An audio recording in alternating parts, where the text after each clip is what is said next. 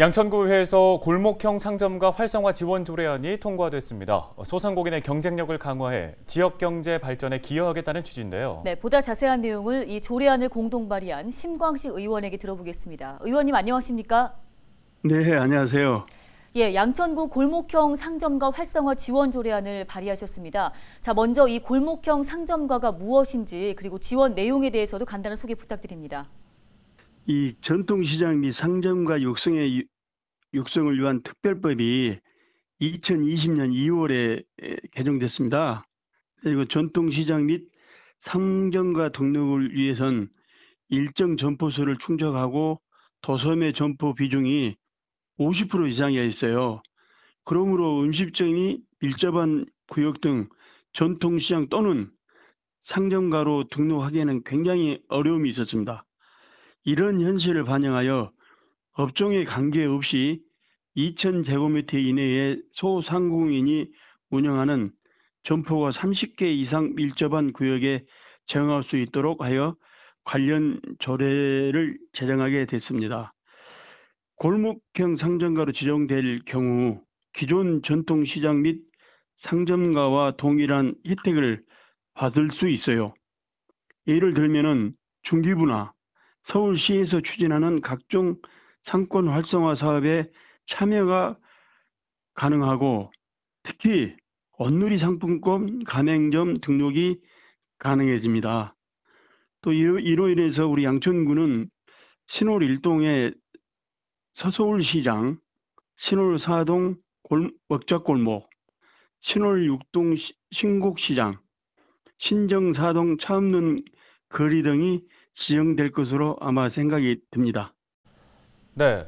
그런데 한 구역 내에서 이 골목형 상점가 신청을 원하는 상인들이 있다면 반대로 원하지 않는 상인들도 있을 것 같습니다. 상인들 간의 갈등이 있지는 않을까요? 예, 상인들 간의 이해관계가 각기 다르므로 그 골목형 상점가 신청 과정에서 크고 작은 갈등은 발생할 수 있을 것입니다.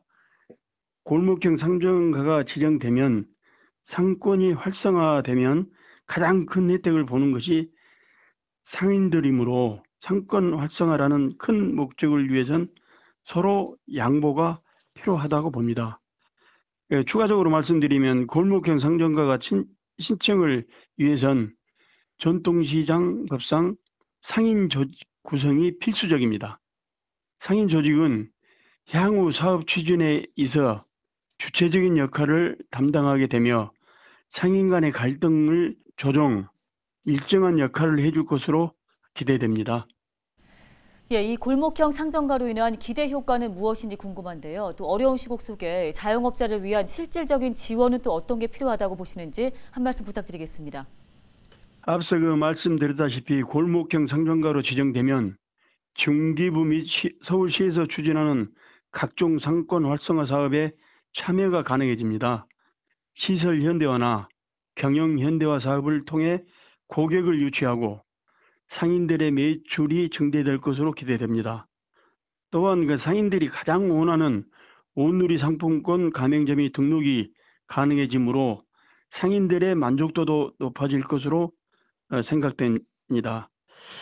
예, 안타깝게도 코로나19로 인한 경제적 어려움이 장기화되고 있습니다만은 중앙정부와 지자체에서 소상공인을 위한 여러 가지 지원 시책을 추진 중이지만 고충을 완전히 해소하기에는 어려움이 있는 것이 현실입니다. 국가적 재난 상황 발생 시 방역 등 국가 시책에 협조하는 소상공인에 대한 손실 보상 등이 제도화되어야 할 것으로 생각됩니다. 고맙습니다. 네, 오늘 관련 도움 말씀 여기까지 듣겠습니다. 심광식 양천구 의원이었습니다.